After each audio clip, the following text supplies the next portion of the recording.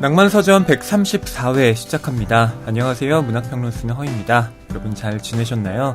요즘엔 경환씨의 하차 이후로 새로운 게스트분들 모시고 책 이야기 나누고 있는데요.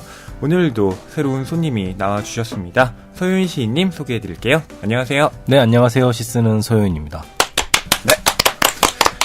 서효인 시인님 예전에 저희 낭만서점에 또 출연한 적 있으시죠? 네. 그 박혜진 평론가님과 네, 함께요. 박혜진 평론가와 함께 나와서 버지니아 울프 등대로 이야기했었습니다. 네, 혹시 그때 방송하신 소감이 좀 어떠셨나요? 네, 그 등대로라는 소설이 쉽지 않았어요.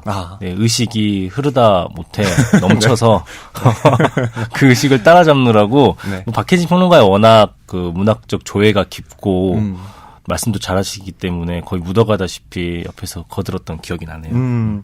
뭐 서효인 시인님이 이렇게 겸사를 하셨지만 또 시 쪽에서는 특히 상 쪽으로 네, 많이 좋은 소식이 있다고 들었습니다. 큰 상을 연달아 또 수상을 하셨는데 소감 한마디 여기서 아니 또. 그 소식이 벌써 예, 들렸죠? 네. 네, 다 여러분들 덕이고요. 감사합니다. 네, 여수라는 시집이 또 많은 분들에게 참 좋은 반응을 얻고 있는데 어떠신가요? 신작 시집 내시고요. 신작 시집이라 하기에는 이게 작년 2월에 나왔던가 봐요. 네. 네. 그래서 여러모로 운이 좋았던 것 같고요. 굉장히 부끄러지네요. 제가 무슨 말을 해야 될지 모르겠네요. 네. 저도 이 여수라는 시집 참 좋게 읽었는데 특정한 장소들에 대한 시들로 구성이 돼 있죠. 그래서 서윤 시인은 이런 곳에 가서 또 나와는 좀 다른 느낌을 느꼈구나라는 걸 저도 시집을 읽으면서 느끼게 됐는데요. 여러분 아직 네티즌 리뷰가 그렇게 많지는 않더라고요. 제가 검색해봤는데 이게 네. 제가 우연찮게 문학상을 예. 대선문학상이랑 천상문학상을 받게 됐잖아요. 네네. 그 둘이 그러니까 어떤 독자의 사랑 예. 그리고 문학상 예. 그 둘을 동시에 네. 얻는 건 어렵다라는 걸 실감하고 있고요. 네, 이왕이면 뭐 좀 더 많은 네. 분들이 많은 분들이 읽어주시면 읽어주시면 좋죠. 근데 저는 뭐 지금 읽어주신 분들도 너무 소중합니다. 네. 그렇죠. 예, 그중 저도 한 명입니다. 네, 잘 부탁드리고요. 저희 댓글 소개해드릴게요. 네이버 오디오 클립에 달린 댓글부터 소개해드릴게요. 브라이트 MB 트루님, 오늘도 잘 듣고 있습니다. 작년 11월, 12월 낭만서점 너무 좋아서 올해 되기 전에 2018년 매달 낭만서점 가기 이렇게 다이어리에 적어두었는데 소식이 없어서 아쉬웠거든요. 그런데 오프라인 행사가 있다고 말씀해 주시니 기대되고 기분이 너무 좋아요. 봄이 되고 나서 곧 뵐 수 있으면 좋겠어요. 예, 라고 하셨습니다. 저희가 지금 PD님과 계속 이야기를 하고 있는데요. 곧 확정이 되면 여러분께 공지 바로 해드리도록 하겠습니다. 그런데 저희가 한 달에 한 번 했던 이 낭만서점 이 콘서트 말고요. 공개 방송을 준비하고 있습니다. 4월 4일에 박혜진 평론가님과 또 김성현 배우님, 저와 또 낭만서점을 진행할 새로운 진행자가 함께 출연을 하는데요. 그날 저녁 7시에 여러분 함께 배웠으면 좋겠습니다. 자세한 내용은 그 팟빵의 공지사항에 저희가 적어뒀으니까요. 여러분 한번 확인해 주시면 감사하겠습니다. 헤드님 댓글인데요. 박평님 여기서 또 뵙네요. 반갑습니다. 예, 라고. 이 박평님은 또 서윤 씨님이 너무나 잘 아는 박혜진 평론가를 말씀하시는 네, 거죠. 맞습니다. 뒤에 물결 3개가 굉장히 인상있네요. 네. 박혜진 평론가님이 우리는 언제부터 고전을 읽었을까 이 속물교양의 탄생편 또 진행하시면서 많은 분들이 잘 들었다는 소감 남겨주셨는데요. 박혜진 평론가님의 개인적인 성격이 어떨까 저는 또 궁금해져요. 워낙 가까이서 많이 직장에서 보기도 하시니까. 네, 네. 저희가 오전 9시부터 저녁 6시까지 공식적으로 네. 같은 사무실에 있는 사이라서요. 네. 토요일, 일요일 빼고는 뭐 그렇죠. 매일 매일 보는 볼 사이잖아요. 수밖에 없는 사이죠. 네. 그래서 성격을 말해야 되는 건가요? 네, 아니 그냥 궁금해서 워낙 여기서는 네. 논리적이고 야. 치밀하고 뭐 그런 성격만 보이시니까 네. 제가 보기엔 인간미가 좀 떨어지지 않나? 아니, 그렇지 않아요. 되게 논리적으로 치밀한 척을 여기서 잘했나 보네요. 되게 네. 소심하기도 하고 네. 신경 많이 쓰는 편이에요. 그렇군요. 네, 그래서 애 끓인다 그래야 되나? 네네. 네. 그래서 안절부절 못하는 때도 많아요. 뭐 내가 준비를 덜 한 것 같아요. 뭐 방송을 하고 왔는데 네. 더 잘할 수 있었는데 못한 것 같아요라는 얘기를 저한테 많이 하더라고요. 근데 뭐 결과물을 보면 그렇진 않은데 그쵸. 네, 괜히 네. 그렇죠. 혼자 그렇습니다. 네. 인간미가 느껴지네요, 이제야. 네, 인간입니다. 네, 알겠습니다. 그리고 CHLO2님.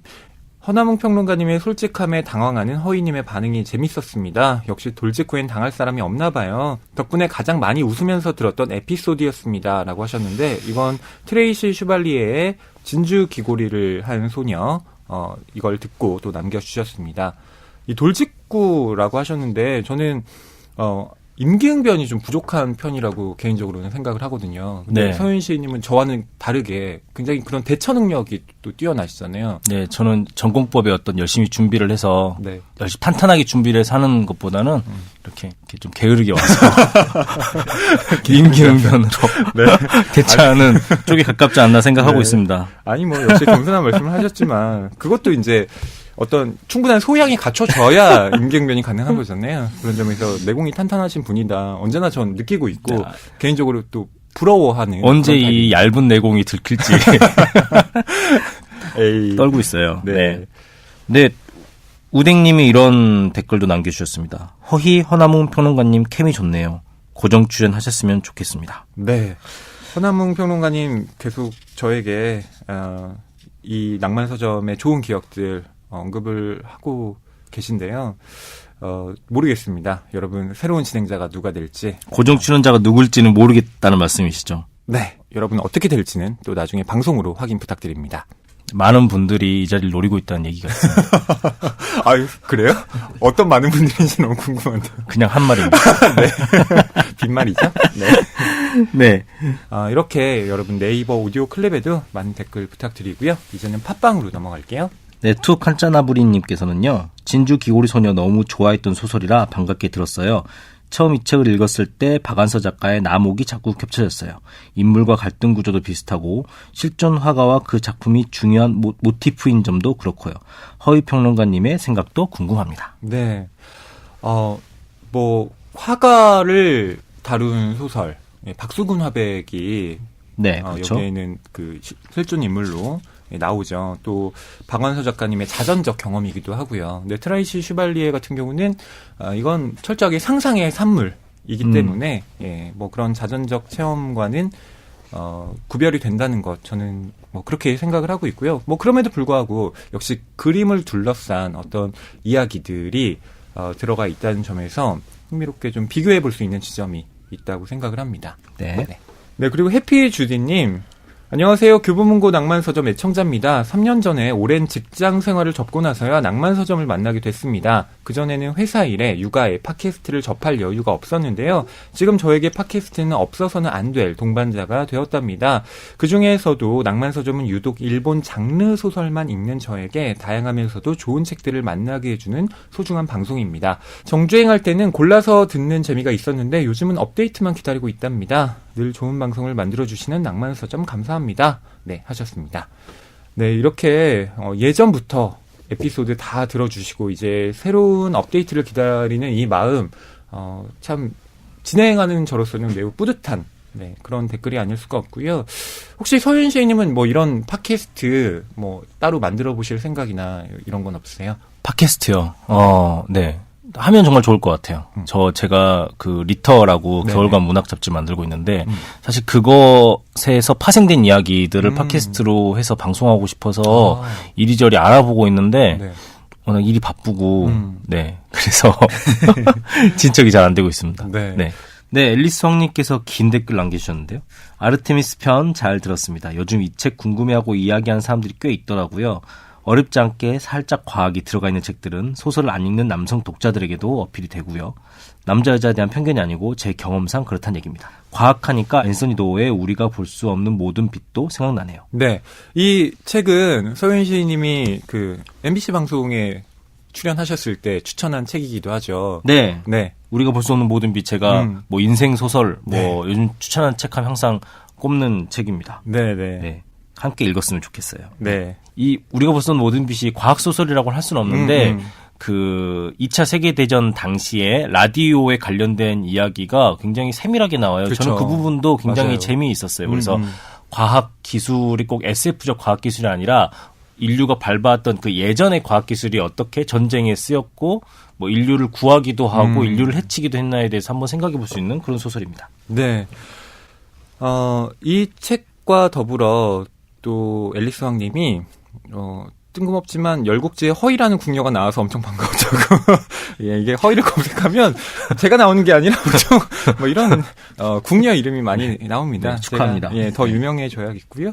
예, 그리고 이 방송이 참 활력이 된다고 하셨는데 이런 댓글을 볼 때마다 책임감이 느껴지는 것 같아요. 네. 예전에는 그냥 재미로 내가 이 방송을 한다라는 생각이 많았는데 요즘에는 뭐 제가 느끼는 재미와 함께 또 여러분이 어떻게 느끼시는지 여러분께 어떤 도움이 되는지 그런 것들을 더 많이 신경 쓰게 되더라고요.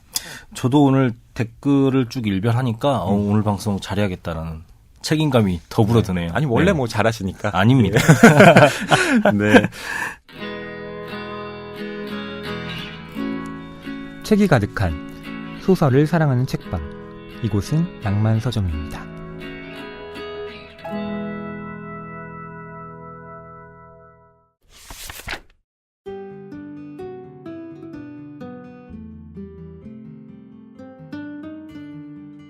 이번 주 출판계 브리핑입니다.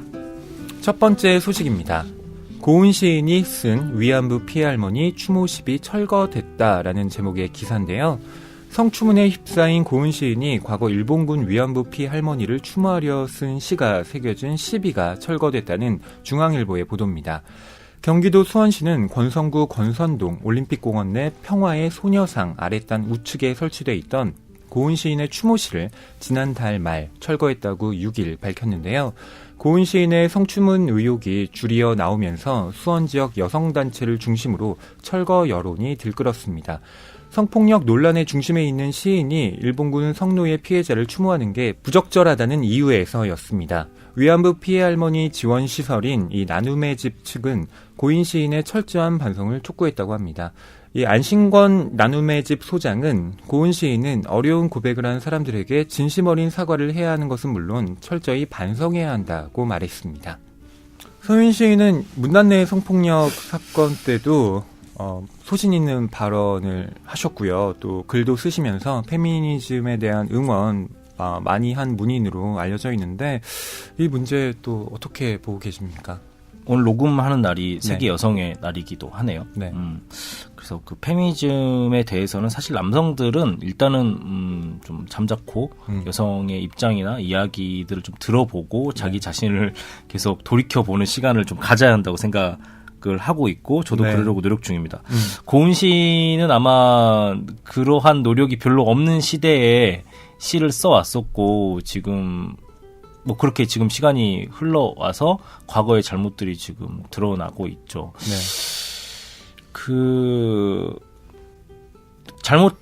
네. 뭐 너무 많은 실수와 잘못을 저질렀고 타인에게 상처를 준 게 사실이에요. 그런 것들이 뭐 시의 업적이 이렇다, 그의 작품세가 이렇다라고 해서 다 없어질 수가 없다고 생각을 합니다. 네. 그래서 우리가 고은 시인 한 명을 처벌하고 비난하는 데서 그칠 게 아니라 그 글을 쓰는 사람들 문단이라고 일컫는 그런 글을 쓰는 사람들의 문화, 인식, 태도 자체를 전반적으로 재점검하고 반성하는 계기로 삼아야 될 것 같아요. 네.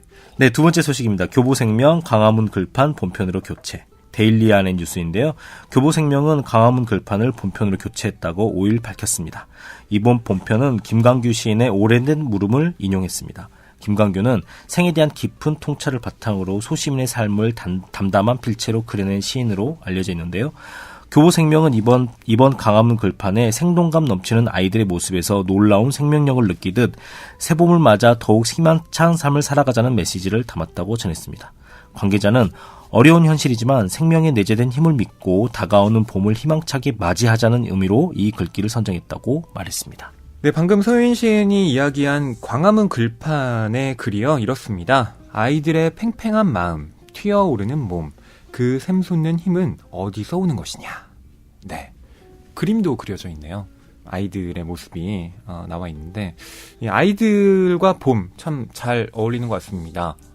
또 서윤 시인은 이 두 딸을 키우고 네. 있잖아요. 아이들 봄이 돼서 참 많이 좋아하고 있나요? 어떤가요? 아이들이 있으면 그 애들이 새학기라서 입학하거나 네. 뭐 새학기 시작할 때 봄을 느낄 수 있을 것 같아요. 음. 겨울방학 때 피폐했던 아내의 삶과 일상이 네, 피폐. 다시 네. 학교의 도움으로 조금 그쵸. 좀 나아지고 저 네. 또한 마찬가지고요. 아이들은 또 학교 와서 몸과 마음을 더 살찌우고 네. 네, 그런 봄인 것 같습니다. 그러니까 아이들과 오랜 시간 함께 있으면 물론 행복한 것도 있지만 네. 네. 그래도 아니 뭐 좀 그거는 이렇게 대전제이긴 한데 피폐해지는 것들도 조금은 있군요. 네. 네, 알겠습니다. 네, 이상 이번 주 출판계 브리핑이었습니다.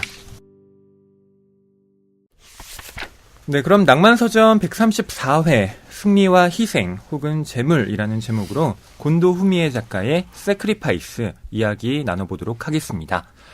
먼저 이 곤도 후미에 작가부터 서윤 시인님이 좀 소개를 해주실까요? 네, 그럴까요? 준비된 프로필을 잘 읽어보도록 하겠습니다. 네. 1969년 일본 오사카 출생이고요. 오사카 예술대학 문예학과를 졸업하고 2006년부터 같은 대학 개건 조교수로 활동하고 있습니다. 1993년 얼어붙은 섬으로 제4회 아유카와 테치야상을 수상하며 문단에 데뷔했고요. 미스터리 작가로는 드물게 등장인물, 특히 여성의 섬세하고도 미묘한 심리를 묘사하는데 탁월한 작가로 알려져 있습니다. 2007년 세크리파이스로 제10회 오야부 하루히코상을 수상했고요. 같은 해 제5회 서점대상에서 2위에 선정되며 대중적인 인지도를 높였습니다. 곤도 후미의 다른 작품으로는 가부키의 화려한 아름다움과 추리소설의 재미를 결합시킨 도조미 이이무, 잠자는 쥐 등의 가부키 시리즈, 에도 시대의 정치와 인간의 슬픔을 그린 시대 미스테리 사르와카초 사건 수첩 시리즈, 미각을 자극하는 음식을 소재로 독자를 유혹하는 타르트 타탱의 꿈, 뱅쇼를 당신에게 등이 있습니다. 네, 곤도 후미에 작가. 혹시 서윤 시인님은 이 세크리파이스 이전에 이 작가 이름을 들어보신 적이 있으십니까? 아니요. 이번에 처음 접했고요. 네. 그래서 이 책을 읽고 좀 찾아보긴 했어요. 이 책이 그 서점대상 2위를 할 때 1위 작품이 네. 골든 슬럼버였더라고요. 이번에 네. 강동원 씨 주연으로 영화로 맞습니다. 우리나라에 개봉한. 네. 곤도우미의 작가의 작품이 제가 몰라서 그렇지 세크리파이스 말고도 한 3-4권 나와 있더라고요. 네, 그렇더라고요. 그래서 이 작품 이후로 조금 읽어봐야겠다. 더 이 작가의 다른 작품들을 봐야지라는 생각이 들었는데 무엇보다 이 세크리파이스가 서점대상 2위에 선정됐다고 말씀을 하셨잖아요. 네. 이 서점대상이라는 것이 일본 내에 이제 서점 직원들을 대상으로 독자들에게 가장 읽히고 싶은 책, 그러니까 추천하고 싶은 책을 꼽는 거잖아요. 그래서 아무래도 어떤 대중적인 재미는 여기에 선정이 되면 확실히 보장받는 것 같더라고요. 네, 이게 우리나라에는 없는 그 일본에 있는 네. 그 상인 것 같아요. 그 우리나라도 서점인들이 이렇게 모여서 네. 뭐 상을 하나 제정하면 되게 좋을 것 같아요. 그렇죠. 꼭 그 문학상이 뭐 평론가나 출판사나 언론사에서 상을 주는 경우가 많은데요. 네. 뭐 또 되게 재밌는 상 같습니다. 그 민음사의 오늘의 작가상이라는 상이 네. 있잖아요. 그 상을 뭐 예전에는 이제 어떤 심사위원들만 이제 참여하는 방식으로 이제 평가를 했다면 예성 같은 경우는 참 다양한 분야의 사람들에게 책을 추천받잖아요. 네. 어떻게 보면 뭐 서점대상의 이런 그 컨셉을 좀 참조했다. 뭐 그런 것들을 좀 반영했다라고 네, 볼 수 맞아요. 있겠네요. 오늘의 작가상 참 개편할 때 사실 일본의 서점대상도 모델이 되었는데요. 또 그 이 서점대상처럼 완전히 또 서점인에게 네. 그 상의 운영과 그 결정을 맡기는 방식까지 나아가지 못했어서요. 좀 아쉬운 부분이 있어요. 네, 네. 이 곤도우미의 작가, 뭐, 여러분, 이제 세크리파이스를 읽어보시면, 훨씬 더 이 작가에 대한 흥미가 생기실 것 같은데요. 줄거리는 제가 말씀을 드릴게요. 이 책의 주인공은 예전에는 육상 선수였다가 지금은 자전거 선수가 된 시라이시 지카오입니다. 경쟁자를 이겨야 한다는 중압감에 시달리던 그는 팀원 간의 협동이 중시되는 자전거 로드레이스의 매력에 빠지게 되는데요. 길게는 수천 킬로미터를 달려야 하는 자전거 로드레이스는 절대 혼자 힘만으로는 우승할 수가 없습니다. 팀원들의 도움이 반드시 필요하죠. 그래서 한 팀의 선수들은 팀 에이스 선수가 결승선을 먼저 통과할 수 있도록 헌신합니다. 아니, 이 책의 제목 세크리파이스가 뜻하는 것처럼 희생한다고 볼 수도 있겠죠. 그러나 희생이라는 의미가 그것만 가리키지는 않습니다. 이 소설은 추리 장르인 만큼 마지막에 반전이 있는데요. 여기에서는 밝힐 수 없는 결말까지 다다라야 이 세크리파이스가 진정으로 무엇을 뜻하는지 알 수 있습니다. 자, 자전거 로드 레이스. 오늘은 이제 스포츠를 중심으로 한 이야기를 다룰 것이라는 걸 여러분 짐작을 하셨을 텐데요. 저희가 이제 서윤 시인을 이 책의 게스트로 모시게 된 건 서윤 시인 역시 또 스포츠인이기도 하잖아요. 그쵸? 스포츠인이요? 네. 서윤 시인의 여러분 유명 에세이 이게 다 야구 때문이다. 네. 이 책 여러분 좋아하시죠? 저도 참 재밌게 봤는데 야구 선수로도 활동을 하셨잖아요. 물론 뭐 아마추어의 스포츠인이라기보다는 스포츠 팬에 가깝고요. 네. 그 사회인 야구를 몇 년 그쵸. 했었죠. 아이가 둘 되고는 전혀 못하고 있는데요. 사실 저는 거의 모든 종목의 스포츠를 좋아해요. 이번 평창올림픽에서도 굉장히 빠져서 봤어요. 그랬다고 하잖아요. 처음에 평창올림픽이 붐업이 잘 안 됐을 때 무슨 동계올림픽을 개최를 하냐 관심이 안 간다라고 다들 생각했다가 저도 그중 한 명이었고요.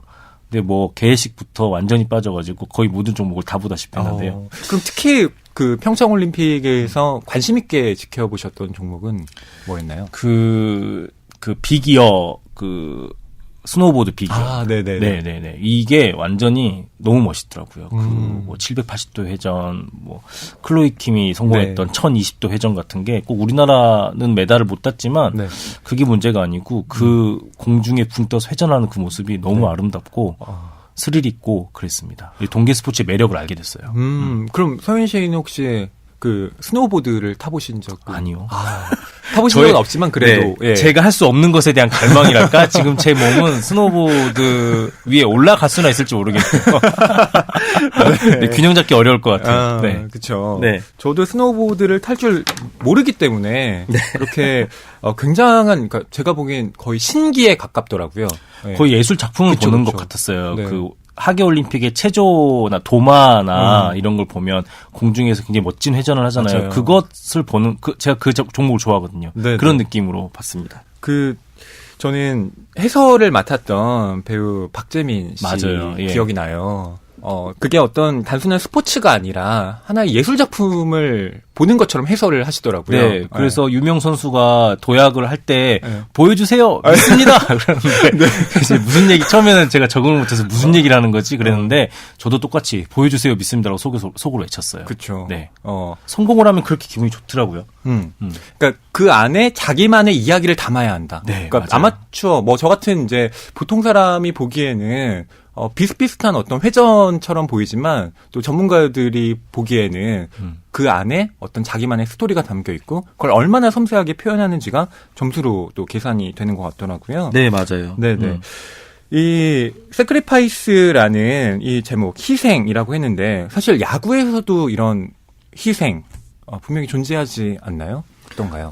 뭐 다들 알다시피 희생 번트라는 게 있죠. 그 아웃 카운트 하나 늘려서 1루에 있는 주자를 득점권 2루로 보낸다는 뭐 그런 아주 흔한 작전이고요. 또 1사나 무사의 주자가 3루에 있으면 멀리 쳐서 희생 플라이라고 하죠. 그리고 아웃 카운트랑 점수를 바꾸는 그런 게 야구에 있습니다. 근데 모든 스포츠가 팀 스포츠는 특히 어떤 희생과 결과가 좀 같이 가는 경우가 많아요. 그러니까 뭐 축구 같은 경우에도 그 수비형 미드필더나 센터백 같은 경우는 그 점수를 주지 않기 위해서 굉장히 투박한 축구를 할 수밖에 없죠. 그래서 일종의 희생이라 할 수 있고 그 스포트라이트 화려한 플레이는 뭐 공격형 미들이나 뭐 공격수에게 집중이 되고요. 뭐 여러 가지 적용될 수 있는 스포츠가 많은 것 같습니다. 네.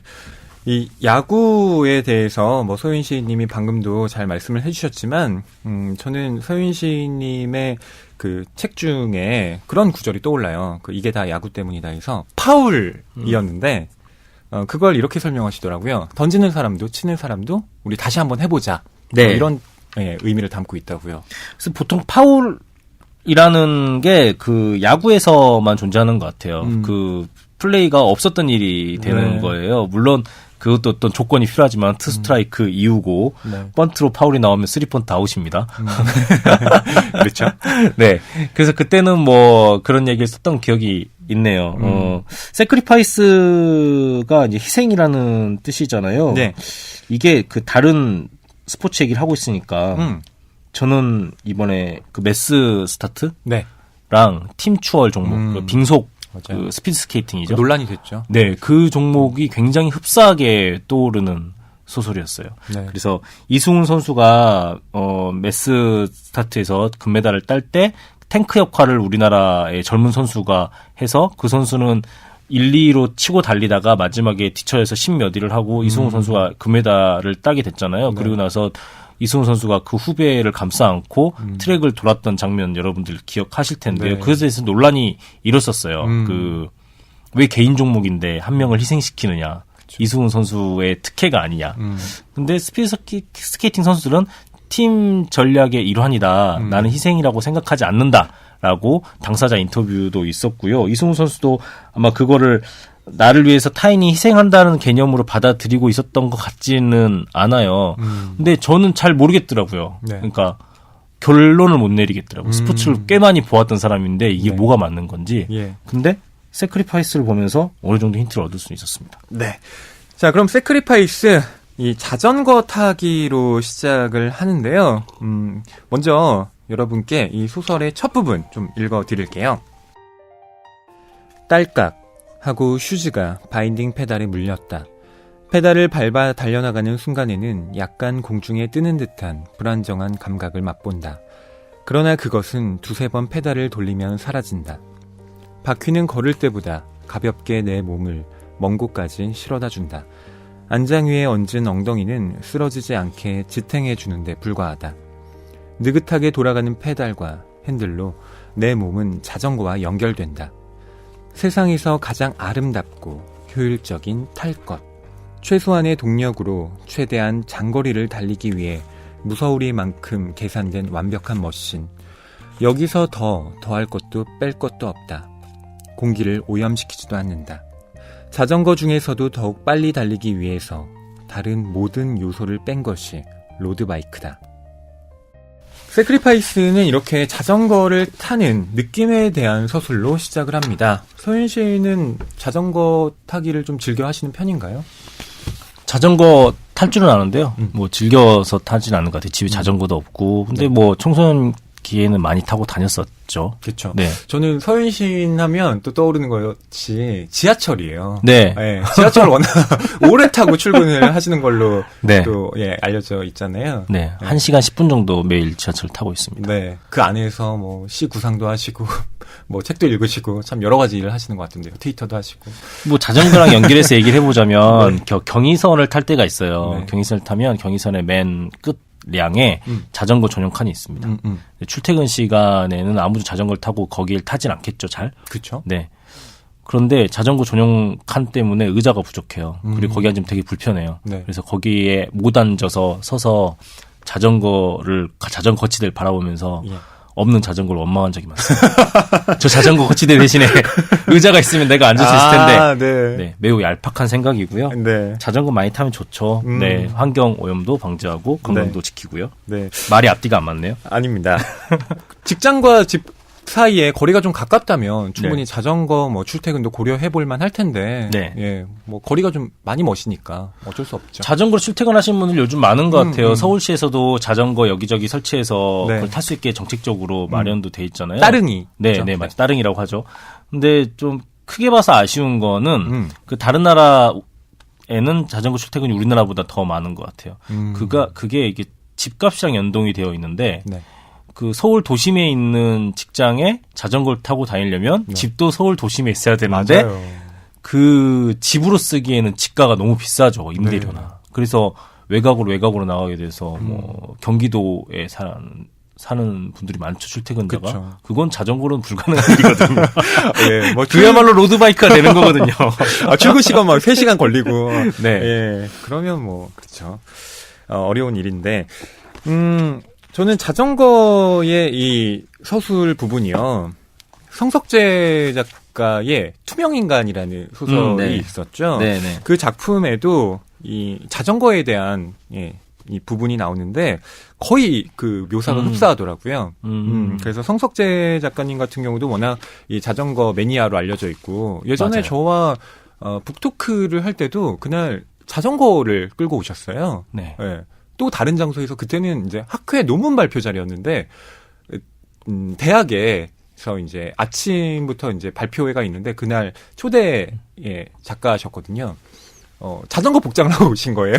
그래서 사이클 이렇게 네, 몸에 네, 꽉 네. 끼는 네. 그래서 정말 자전거 좋아하시는구나 뭐 이런 생각이 들었습니다. 네. 자전거 동호회분들 보시면 그런 복장하고 이렇게 다니시는 거 그렇게 꺼림칙해 하지 않으시더라고요. 자전거에 대한 사랑이 굉장히 좋아하면 크게 빠지는 것 같아요. 네. 성기환 시인도 자전거를 매우 좋아해요. 그래서 연희동에 사는데 가끔 홍대에서 약속이 있으면 홍대까지 자전거를 몰고 오는데 뭐 그렇게 나올 때도 있었던 것 같습니다. 맞아요. 네. 또 문인분 중에서는 또 김훈 작가님도 그렇죠. 맞아요. 네. 뭐 이런 자전거라는 것이 참 우리가 어떤 거리를 이동하는데 가장 효율적이고 또 환경도 오염시키지 않는 그리고 우리의 신체와 밀착되는 어떤 그 기계라는 것이 드러나는 서술인데요.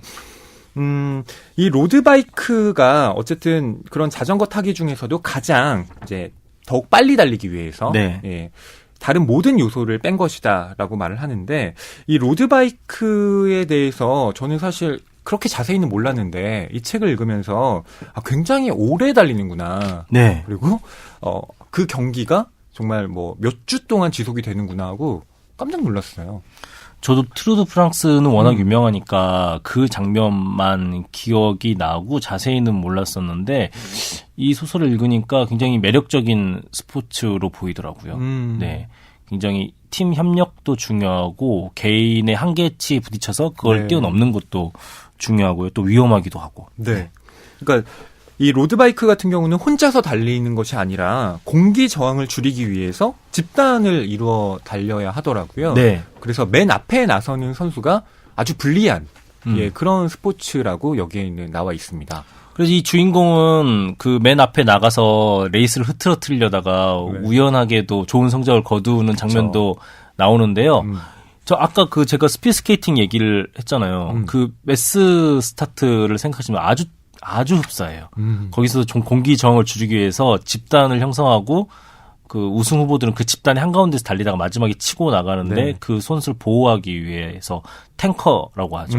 여기는 어시스트라고 표현이 되거든요. 그 선수가 그 에이스를 보호하기 하는 역할을 하고 또 처음부터 치고 나가는 선수도 있습니다. 네. 그래서 이번 올림픽을 회상해 보면 처음에 치고 나간 선수 둘이 있었어요. 그 메스 스타트 결승전에 처음에 막 치고 나가는 거예요. 어떤 두 선수, 무명의 두 선수가 해설자가 이렇게 말하더라고요. 저 선수는 따라잡힌다. 따라잡히기가 쉽다.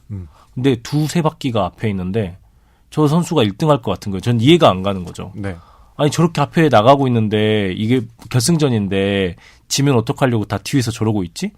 그랬는데 한 4바퀴, 3바퀴 전에 따라잡히더라고요. 그래서 이 소설에서 그리는 그 로드바이크와 굉장히 흡사해요. 그래서 저희가 지금 설명을 할 때 잘 떠오르지 않을 수가 있어요. 이 로드바이크의 장면과 게임의 룰이. 그렇다면 저번 달에 있었던 동계올림픽의 매스 스타트 스피드 스케이팅을 떠올리시면 아주 비슷합니다. 네네. 이 로드바이크에 대해서 조금 더 여러분 설명을 드리자면요. 상대가 라이벌이라고 해도요. 순서대로 선수 교대를 하는 것이 매너래요. 네. 그러니까 라이벌 팀이랑 달리고 있다 하더라도 어차피 150km를 하루에 달려야 하니까 뭐 잠깐씩 이렇게 최소한 텀을 둬서 상대방이 한번 선두에 나가면 내가 다시 선두로 나가고 이런 교대를 하기 때문에 신사의 스포츠라고 불린다고 하더라고요. 네. 그리고 종합 순위가 1, 2위를 하고 있는 선수가 선두에 있고 종합 순위는 좀 낮은데 그 구간에서만 1등할 수 있는 선수가 선두 경쟁을 하면 종합 순위에 앞선 선수가 양보를 해준다고 하더라고요. 굳이 꼭 순위가 1등할 필요는 없기 때문에 그런 점도 굉장히 신기한 것 같아요. 그렇습니다. 또 신사의 스포츠라고 하지만 가혹한 스포츠라고 하기도 하는데요. 그건 왜 그러냐 하면 뭐 예를 들어 프랑스의 뭐 경기를 예로 든다면 3주 동안에 하루에 150km 이상을 달리고 그냥 평지를 달리는 것이 아니라 산길, 막 고개를 그렇죠. 막 넘나들어야 하고요. 또 휴식 기간도 이틀밖에 없다고 합니다. 거의 매일 달려야 한다는 거죠. 그러면 정말 체력적으로 한계에 부딪힐 수밖에 없겠다는 생각이 들더라고요. 네, 그래서 그 트루드 프랑스에서 계속 우승을 많이 하고 강자로 불렸던 암스트롱 선수가 철인으로 네. 불렸었잖아요. 근데 안타깝게도 도핑 네. 약물 의혹이 사실로 밝혀져서 네. 안타까움을 자아낸 적이 있습니다. 그렇죠. 암스트롱 선수 하면 예전에 그 암을 극복한 네, 맞아요. 또 참 어떤 짠한 이야기로 저희한테 감동을 줬었는데 그 인간 뒤에, 승리에서 결국 약물로 마무리가 돼서 너무 그러게요. 반전에 반전을 거듭한 선수라고 할 수 있는데요. 그만큼 그 약물의 도움에 그 노출이 쉽사리 될 만큼 굉장히 힘든 스포츠인 것 같아요. 네. 자, 이런 로드바이크 선수로 활동하고 있는 시라이 씨는 팀 오지라는 곳에 속해 있습니다. 이 오지라는 팀에는 시라이 씨 말고도 여러 명의 선수들이 등록을 해 있는 상태인데요. 먼저 이시오 고라는 사람이 있습니다. 과묵한 에이스예요. 또 33살이고요. 이 사람은 산에서 실력을 발휘하는 클라이머로 여기는 나옵니다. 저는 이 책을 읽으면서 처음 알게 된 사실인데 자전거 선수, 이 로드바이크 선수의 종류가 대체로는 두 부류로 나뉘더라고요. 네. 평지에서 실력을 발휘하는 스프린터, 그리고 산에서 실력을 발휘하는 클라이머 이렇게 둘로 나뉘는데요. 네. 그럴 수밖에 없겠더라고요. 클라이머는 당연히 지구력, 근육 이런 게 중요할 것이고 스프린터는 좀 날렵한 기술력이 중요하겠죠. 네. 그리고 이시오고는 체구도 상당히 좀 작습니다. 네. 뭐 자전거 선수들 같은 경우는 이제 공기저항을 줄여야 하고요. 아무래도 무게가 가벼우면 좀 유리한 지점이 있기 때문에 이시오고 같은 경우는 좀 그냥 평상시에 보기에는 저 사람 별로 그렇게 운동선수처럼 보이지 않는데? 라는 어떤 생각이 들게 하지만 자전거에 올라탔다 하면 눈빛이 변하는 그런 사람이라고 나오고요. 그다음에 이바 가즈미라는 선수도 있습니다. 시라이 씨와 같은 해에 입단한 신인인데요. 23살이고 이 이바 같은 경우는 스프린터입니다. 평지에서 실력을 발휘하는 선수이고요. 근데 이 이바 같은 경우는 팀에서 좀 약간 분란을 일으키는 선수로 나오죠. 네. 좀 얄미운. 네. 팀플레이는 조금 어울리지 않는 네. 이기적인 면모를 보이는 승부사라고 볼 수 있겠네요. 네. 그러니까 연습을 할 때도 누군가는 앞에 나가야 되는데 이바가 자꾸 시라이 씨한테 네가 좀 앞으로 나가라고 계속 이렇게 나는 미루잖아요. 공기 저항이 싫어 피곤하니까 이런 스타일이죠. 나는 시합 때 하는 것도 힘든데 내가 왜 굳이 연습 때까지 이런 거 해야 돼? 약간 네. 이런 그래서 우리나라 네티즌한테 걸리면 아주 크게 혼날 인성의 소유자입니다. 네. 그리고 아카기라는 선수가 있는데 36살이고요. 팀의 분위기 메이커입니다. 이 선수 같은 경우는 7년 넘게 이 이시오의 어시스트로 지금 활약을 하고 있죠. 네. 그러니까 자기 자신의 기록이 뛰어나다라기보다는 이시오고가 우승할 수 있도록 옆에서 철저하게 돕는 그렇죠. 그런 조력자입니다. 자, 아카기와 이바가 그런 점에서는 이제 대립적인 캐릭터라고 보이는데 네. 저는 이바의 이제 행동을 보면서 좀 그런 생각도 들더라고요. 아니 근데 그럴 수도 있는 거 아니야? 어차피 기록으로 남고 또 어떤 승리의 영광을 차지하는 건 에이스 한 사람인데 네. 자기가 에이스가 되기 위해서 이런 식으로 뭔가 좀 승리욕을 갖고 좀 뭔가 이렇게 자기가 앞장서 나가려고 하는 것도 뭐 나쁜 일은 아니지 않은가? 이런 생각도 들긴 하더라고요. 그게 이 소설이 던지는 물음인 것 같아요. 그래서 또 일본 소설이다 보니까 그런 생각을 하지 않을 수가 없는데 일본 특유의 문화 그리고 지금 우리의 문화가 좀 이질적인 면이 이 희생 그리고 마지막 장면을 받아들이는 인식의 차이에서 비롯되지 않을까 싶은데요. 그렇죠. 그러니까 여기에서 저는 희생이라는 의미를 정말 팀플레이를 위해서 자, 우리는 그렇게 해야 됩니다가 아니라 이것 자체를 좀 물음에 던지는, 물음에 붙임으로써 우리가 생각을 하게 만드는 그런 계기를 마련했으면 좋겠다라는 생각이 드는데요.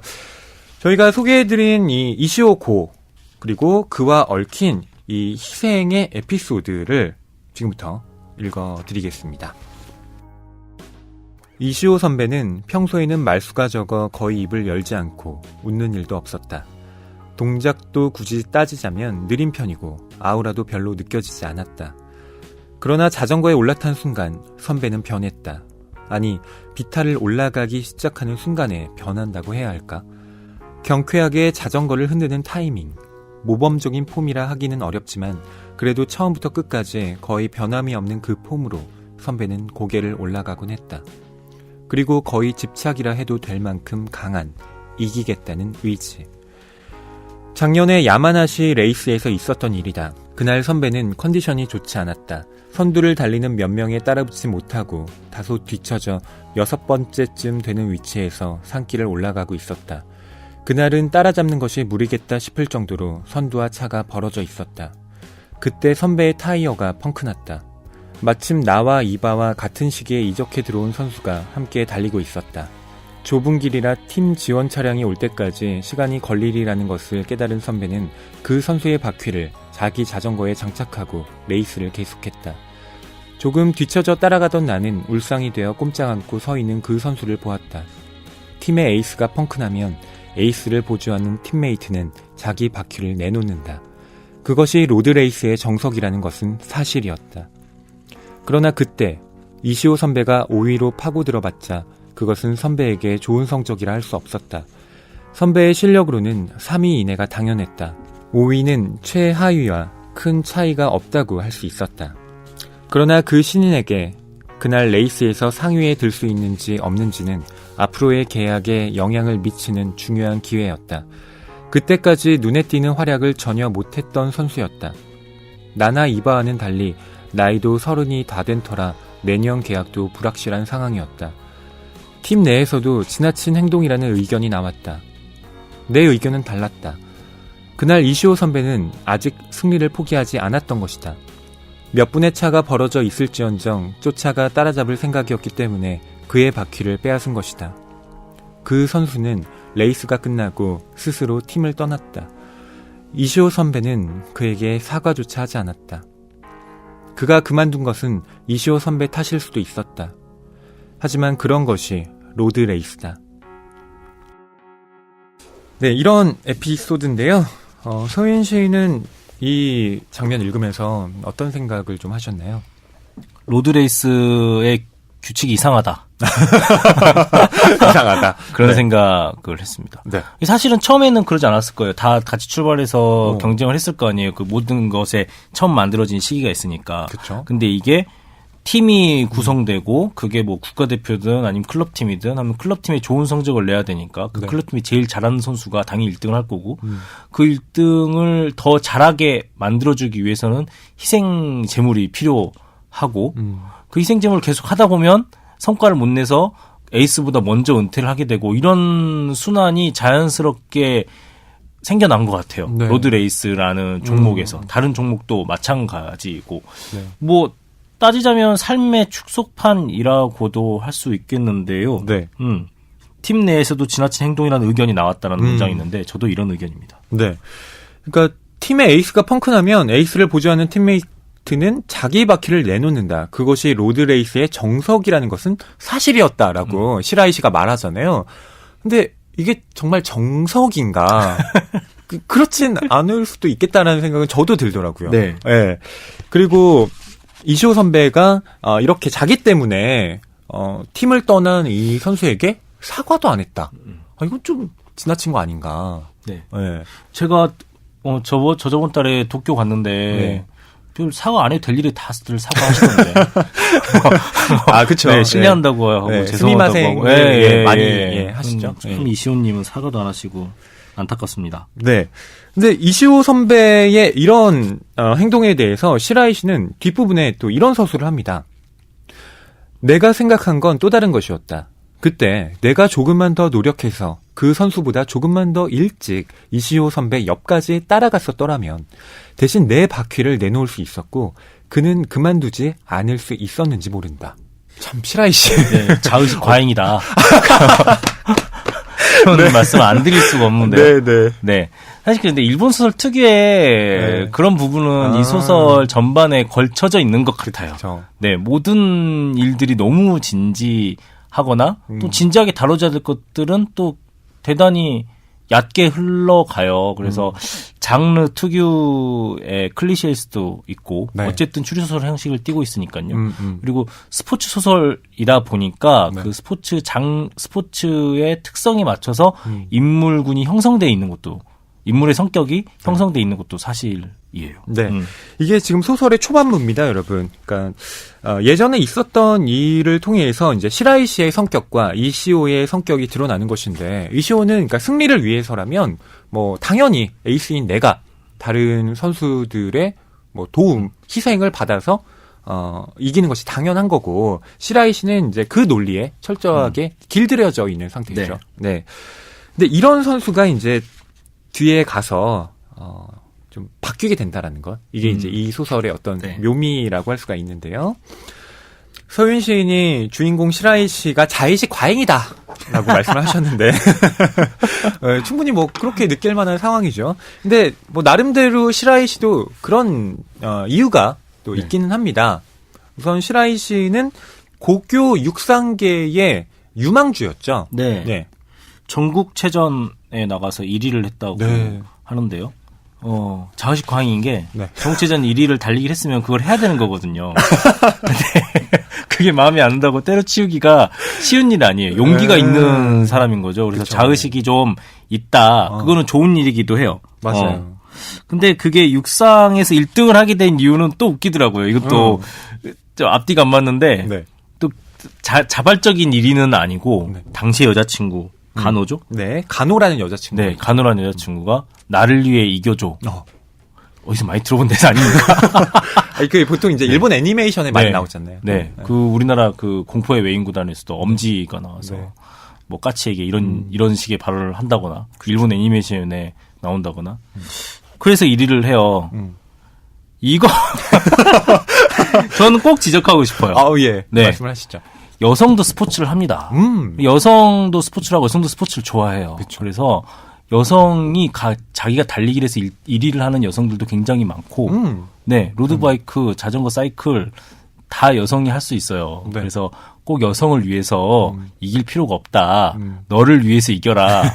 라는 이야기를 네. 하지만 근데 이 인물은 자기를 위해서 이기지는 않죠. 그걸 좀 귀찮아하고 힘들어해서 그런 이유로 로드레이스로 종목을 트는데요. 또 그랬던 간호 때문에 열심히 노력했는데 그 여자친구와 충격적으로 헤어지기도 하고요. 네, 맞습니다. 그러니까 고교체전에서 1위를 했는데 당연히 이제 결승선을 통과하고 나면 여자친구가 환하게 웃으면서 그래 나를 이겨줘서 고마워라고 할 줄 알았는데 그 여자친구 간호가 그 자리에 오지 않았던 거죠. 알고 보니까 네. 시라이 씨의 친구인 네. 누군가와 교제를 저는 이 부분이 너무 헛웃음이 나왔는데 진짜로 지금 되게 헛웃음이 가는 길에 좋아하게 돼버렸다는 거잖아요. 네. 그렇죠. 그 전에 어떤 감정이 있었던 것도 그렇죠. 아니고 둘이 기차 타고 가다가 무슨 대화를 나누다가 갑자기 좋아하게 된 거잖아요. 그렇죠. 그러니까 시라이 씨를 응원하기 위해서 그 친구와 간호가 함께 이제 기차를 딱 탔는데 네. 그때 그런 마음이 들었다. 그래서 곤도 후미의 작가가 앞에 소개할 때 여성의 어떤 미묘한 심리에 대해서 잘 다룬다라고 돼 있는데 네. 이 간호라는 사람은 왜 이렇게 잘 반해? 그러니까 기차 타고 가다가 그 친구한테 반하고 나중에는 또 어떤 사람을 중요한 인물이 되는 네. 키포인트가 되는 인물을 맞아요. 인터뷰하러 갔는데 장애인이죠. 네. 그분한테도 반하잖아요. 네. 그래서 이제 뭐 벨기에까지 같이 가서 시라이 씨한테만 안 반해. 시라이 씨한테 반했더니 반했다가, 시라이 씨에게는 반했다는 표현보다는 깊게 계속 좋아하는 상태에서 계속 다른 남자에게 반하는 캐릭터로 네. 이 간호가 그려지는데요. 이 소설에서는 사실 스포츠 소설이고 네. 그 사이클을 타는 남자들이 중요한 위치로 나오기 때문에 그럴 수밖에 없었겠지만 상당히 여성 캐릭터가 납작하다. 네, 이런 평가는 하지 않을 수가 없네요. 네. 좀 주변적인 위치를 네. 차지하고 있죠. 그리고 이 시라이 씨의 어떤 상처를 드러내기 위한 좀 수단으로 쓰인 것 같다. 네. 뭐 이런 느낌도 지울 수는 없을 듯합니다. 여튼 그 간호로 인해서 고교체전에서 이제 막 1등도 하고 했지만 그 간호가 사라져 버린 거잖아요. 그러니까 승리에 대한 열망이 완전히 상실된 겁니다. 이런 시라이 씨에게 로드바이크, 그러니까 내가 꼭 1등을 하지 않아도 나를 통해서 다른 사람을 승리하게 함으로써 내가 어떤 성취를 맛보는 이런 스포츠는 새로운 탈출구로 느껴졌던 것이고요. 시라이 씨는 달리기를 그만두고 로드바이크 선수로 이제 전향을 하게 됐던 겁니다. 네. 자, 팀 오지에서 활동하고 있는 시라이 씨가 투르드 자퐁이라는 일본에서 개최되는 이 로드바이크 대회에 출전을 하게 됩니다. 네, 팀 동료인 이바와 시라이 씨가 이례적이게도 되게 신입생인데 네. 팀의 구성원을 뽑혀서 대회에 참가하게 되죠. 네. 그리고 여기에는 산토스 킨틴이라는 이 스페인의 유명한 프로팀도 참가를 하게 됩니다. 이것 자체가 이 투르드 자퐁에서 화제가 되죠. 네. 이 정도의 팀이 어떻게 여기에 왔지? 네. 라고요. 우리나라에서 어떤 축구 대회를 하는데 네. 뭐 유럽의 축구팀이 참가를 했다는 그런 개념을 받아들이면 되겠죠. 그렇죠.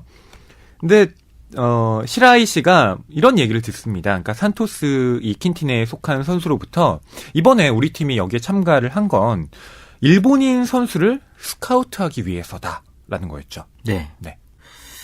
그래서 시라이 씨가 갑자기 없던 투지가 생겨나는데요. 네. 이때도 이게 자기 자신이 되게 갈등을 많이 해요. 이것 때문에 내가 귀찮은데 뛰쳐나가야 되나? 아닌가? 이거 이바한테 얘기해야 되나? 나 말고 이바가 가는 게 맞지 않나라는 고민을 굉장히 하게 되는데요. 성격이 일관성이 있어요. 그렇죠. 네. 저는 시라이 씨가 어떻게 보면 자기 자신을 잘 모르는 사람 같기도 하다라는 생각이 들더라고요. 그러니까 자기네 승리에 대한 열망이 없는 것처럼 자꾸 이야기를 하는데 실제로는 승욕이 있는 사람이고 그것을 이제 어떤 시련 때문에 좀 억눌러 왔던 그런 점이 있었던 사람처럼 느껴지기도 하더라고요. 자기 마음뿐만 아니라 자기 실력에 대한 정확한 체크도 안 돼 있어요. 맞아요. 네네. 그러니까 나는 잘 못해. 나는 뭐 이바만큼 에이스가 아니야. 그러는데 맘만 먹으면 다 하는 거예요. 네. 시라이 씨가 그러니까 클라이머 타입이죠. 네. 그러니까 이바 같은 경우는 평지에서 네, 실력을 네. 발휘하는 스프린터지만 네. 네. 그래서 그 시라이 씨의 특기가 내리막 주행이잖아요. 네. 이 소설을 보면. 근데 자기가 내리막 주행이 굉장히 뛰어나다는 것도 몰라요.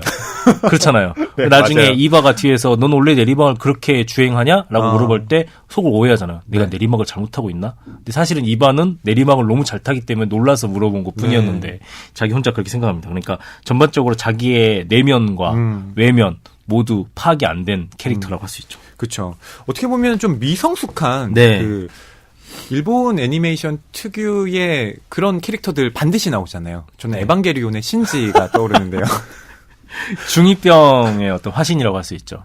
예. 근데 시라이 씨는 23살인데 괜찮을지 모르겠습니다. 그게 이제 캐릭터로서는 원형처럼 네. 존재를 하고 있는 것 같아요. 근데 이 주인공이 성장해가는 모습도 이 소설을 통해서 확인할 수 있어요. 네. 뭐 이카리 신지가 중2병이라고 말씀을 하셨지만 저는 또 이카리 신지를 보면서 저와 동질감을 느끼는 부분이 있었기 때문에 예, 미워할 수 없는 캐릭터더라고요. 그런 점에서 시라이 씨 역시 저한테는 저의 어떤 또 다른 면을 들춰주는 그런 캐릭터라는 느낌도 있었는데. 전 허위평론가에게 다가가기가 주저되네요. 속으로 무슨 생각을 하고 있는가. 좌절, 아버지, 어머니 막 이런 단어가 머릿속에 막 떠오르고 그러는 건 아니죠. 예, 뭐 그렇게까지는 아닌 것 같은데요. 그래도 저도 약간 이중적인 면모는 개인적으로는 좀 있는 것 같다는 생각 하고는 있습니다. 네. 여튼 이 시라이 씨의 이런 투지가 불타오르는 이 투르드 자퐁. 시라이 씨가 이게 어떻게 보면 실력이기도 하고요. 또 우연히 겹쳐서 스테이지 우승을 차지하게 됩니다. 네. 네. 그러니까요. 그러니까 사실 잘하는 선수인데 본인이 몰랐던 거죠. 그래서 뭐 악천후부터 시작해서 여러 가지 상황이 절묘하게 맞아떨어져서 그 코스에서 1위를 하게 되죠. 그리고 그리하여 그 스카우트의 1순위에 꼽히게 됩니다. 네. 근데 이걸 이제 혼자만 간직하는 건 아니고요. 바로 그 이바에게도 이 산토스 퀸틴이 지금 일본인 선수를 물색하고 있다. 이 정보를 공유해요. 네. 이게 우정이라고 해야 될지 아니면 그 자기 답답함의 해소라고 해야 될지 네. 모르겠는데요. 네. 그래서 어쨌든 이 두 친구의 그 경쟁, 경쟁 아닌 경쟁이 시작이 되죠. 맞습니다. 물론 이 산토스 퀸틴이요. 아주 무슨 뭐 시혜적인 태도로 지금 일본인 선수를 지금 데려가려고 하는 건 아니고요. 지금 이쪽 팀에서 이제 스폰서 계약을 하는데 그 일본 자동차 회사하고 계약을 앞두고 있어서 그 일본 자동차 회사가 산토스 퀸틴과 스폰서 계약을 우리가 이제 체결하게 된다면 반드시 일본인 선수를 한 명 영입해라. 뭐 이런 조건을 내걸었다고 합니다. 네. 그래서 이제 지금 이렇게 대회에 참가를 하게 된 것인데 어쨌든 이바와 이 시라이 씨는 묘한 경쟁 구도에 휩싸이게 되고요. 또 그런 와중에 그 이시오가 에이스잖아요. 네. 또 이시오의 어떤 승리를 위해서 이들은 또 협력해야 하는 또 그런 관계가 설정이 되기도 합니다. 이런 와중에 팀원인 한 사람이죠. 이 시노자키 선배가 시라이 씨에게 묘한 말을 해요. 시라이 씨한테 이제 조심해라라는 충고를 하는 것인데 왜 그가 이렇게 이야기를 하는지 지금부터 그 장면 읽어드리도록 할게요. 시라이 씨 조심해라. 네? 너무 우쭐하지 않는 게 좋아. 아니 질투심 때문에 심술 부리는 게 아니라 진지하게 네 걱정을 하는 거야. 무슨 뜻입니까? 그냥 스테이지 우승이라면 괜찮지만 종합을 놀릴 생각은 마라. 스테이지 우승쯤은 이시오 선배도 봐줄 거다. 하지만 그 선배를 화나게 하면 무섭다 너. 왜 이시오 선배가 화를 내시죠? 기뻐해 주시던데요? 표면상이야 그렇겠지. 하지만 줄곧 에이스였던 한 선수한테는 에이스의 자존심이 있는 거야. 하지만 그건 어떤 스포츠든 마찬가지 아닙니까? 언젠간 나중에 등장한 사람한테 추월당해요. 물론 제가 그렇다는 말이 아닙니다. 제가 추월하지 않아도 반드시 나중에 등장한 젊은 사람이 추월하지 않겠습니까? 이시오 선배도 그렇게 해서 전에 있던 에이스를 뛰어넘었을 거 아닙니까? 머리가 아니라 감정이 못 따라가는 거야. 이시오 선배는 무서운 사람이야. 그걸 알아두는 게 좋을 거다. 그렇게 안 보이던데요? 이시오 선배는 좋은 사람입니다. 감정적이지 않고 머리도 좋고요. 전 존경합니다. 그렇게 안 보이니까 무서운 거야. 어쩌면 이시오 선배 자신도 모르는 건지 모르지 3년 전에도 사고라고 주장하더라. 사고라고요? 3년 전에 강력한 신인이 있었어. 23살이었나? 그쯤 됐는데 압도적인 재능을 가진 녀석이었지. 눈 깜짝할 새에 이시오 선배를 추월할 거라고 다들 수군거렸었어. 이시오 선배도 웃으면서 그 녀석의 재능을 인정했었고 화난 눈치는 전혀 없었어. 표면상으로는. 무슨 일이 있었던 겁니까? 하카마다. 그게 그 녀석의 이름이다만 어느 레이스에서 하카마다하고 이시오 선배가 선두그룹에 남았어. 하카마다한테 유리한 코스였지. 마지막 산을 올라가 내리막에 접어들었어. 이시오 선배가 거기까진 끈질기게 물고 늘어졌지만 나머지 코스는 평지였어. 여기서부터는 하카마다한테 유리하다는 게 뻔했지. 녀석은 이기러 간다고 선언했었어. 그 내리막에서 충돌이 일어났어. 서행하던 이시오 선배가 하카마다 앞으로 뛰쳐나간 게 원인이었어. 그런데 장소가 나빴어. S자형 커브라 하카마다는 최단 거리로 가기 위해 마침 벼랑 가장자리에 붙어 달리고 있었던 거야. 추락한 겁니까? 가드레일이 있으니 그건 면할 수 있었어. 하지만 낙차한 반동으로 하카마다의 몸뚱이는 몇 미터 밖으로 튕겨져 나가 가드레일을 들이받았어. 그 충격으로 등뼈를 다친 거야. 척추 손상으로 하반신 불수라더라. 지금은 힐체어 없이는 생활이 불가능해. 물론 사고일 수도 있지. 이시오 선배는 하카마다한테 최선을 다해 사과했고 그 모습에서 위선은 느껴지지 않았으니까. 하카마다는 용서 안 한 모양이다만 내가 무섭다고 생각한 건 그 뒤로도 이시오 선배의 주행이 하나도 안 달라졌기 때문이야. 사람 하나를 장애인으로 만든 거 아니냐. 보통은 무섭지 않겠냐? 나 같으면 자전거 타는 것조차 무서울 거다. 실제로 그 뒤로는 내리막이 무섭더라. 하지만 선배는 변함없었어. 전처럼 부쩍부쩍 앞으로 나가서 브레이크도 마지막 순간까지 안 걸고 내려가는 거야. 그걸 보고 알았다. 저 선배는 정중하게 사과하긴 했지만 그냥 그뿐이고 속으론 자기가 무서운 일을 저질렀다는 생각이 전혀 없다는 걸. 네, 시노자키 선배와 시라이 씨의 대화 장면을 읽어드렸습니다. 시노자키가 놀라운 이야기를 고백합니다. 하카마다가 이시오로 인해서 지금 하반신 불수가 됐다는 건데요. 꼭 이런 얘기 하는 사람 있어요. 직장에 있던 사이드학교들은 그렇죠. 안 들어도 될 얘기 옆에 와가지고 너 그거 알아? 하면서 얘기해주는 그런 캐릭터인 것 같은데요. 대단히 충격적인 이야기였겠죠. 네. 또 이시오가 어쨌든 그 일을 한 건 맞잖아요. 그러니까 이시오로 인해서 원인이 돼서 이 하카마다가 지금 장애를 갖게 된 게 맞기 때문에 지금 이시오라는 사람이 사실은 얼마나 좀 냉정하고 또 무서운 사람인지가 팀원들 사이에 쫙 퍼져나가게 되는 거죠. 이때부터 이 소설의 추리소설 특유의 긴장감이 형성되기 시작하는 것 같습니다. 네. 지금 어떻게 보면 시노자키 선배는 이시오가 그러니까 라이벌로 성장할지도 모르는 이 하카마다를 이런 식으로 제거했다라고 말을 하는 거잖아요. 굉장히 무서운 행동이죠. 네. 사실 이시오가 일부러 그랬는지 아니면 승부욕 때문에 최선을 다하다 그랬는지는 알 수 없는 노릇입니다만 이 사건이 사실 소설의 끝까지 어떤 이 소설을 쥐고 있는 스모킹건이 됩니다. 그렇죠. 왜냐하면 지금 이 상황에서는 이바 혹은 시라이 씨가 이시오를 위협할 만한 그런 에이스로 성장할 그런 잠재력을 갖고 있기 때문이죠. 네. 둘 중 하나가 언제 제거될지 모르는 상황에서 계속 대회를 참가하게 되니까요. 읽는 사람도 무슨 일이 벌어질지 모르는 스릴을 만끽하게 되는 것이죠. 맞습니다. 자, 이런 가운데 이즈 지역을 달리는 스테이지가 열립니다. 여기에서 이시오와 시라이 씨가 선두로 달리게 되는데요. 이때 이시오의 타이어가 펑크가 납니다. 문득 이시오 선배가 페달을 밟는 발을 멈췄다. 손을 들어 신호를 보내며 집단에서 옆으로 빠져나갔다. 자전거 고장을 알리는 신호였다. 나는 숨을 훅 들이마셨다. 집단에도 동요가 퍼진 것을 알 수 있었다. 뒤를 돌아보았다. 오지의 지원 차량 앞으로 다른 팀 차량 석 대가 달리고 있었다. 순간 망설였다. 나는 어떻게 해야 하는 걸까? 같이 멈춰서면 선두 집단이 뒤처지고 만다. 종합 성적을 지키려면 여기서 멈춰서면 안 된다. 그러나 어시스트라면? 어시스트의 소임을 다하려면 여기서는 함께 멈춰서 선배를 도와 선두 집단으로 되돌려 놓아야 한다. 이시오 선배와 눈이 마주쳤다. 만약 여기서 선배가 가라고 한다면, 그러나 선배는 손가락을 자기 쪽으로 획 꺾었다. 돌아오라는 신호였다. 페달에서 슈즈를 빼내 땅에 발을 댔다. 선두 집단은 기회를 놓칠세라 속도를 높여 앞으로 나아갔다. 펑크다. 이시오 선배가 내뱉듯 말했다. 드디어 팀 지원 차량이 올라왔다. 정비사들이 싣고 있던 예비 자전거를 내리려 했다. 이시오 선배가 그것을 보고 소리쳤다. 바이크는 바꾸고 싶지 않아. 뒷바퀴만 교체해줘.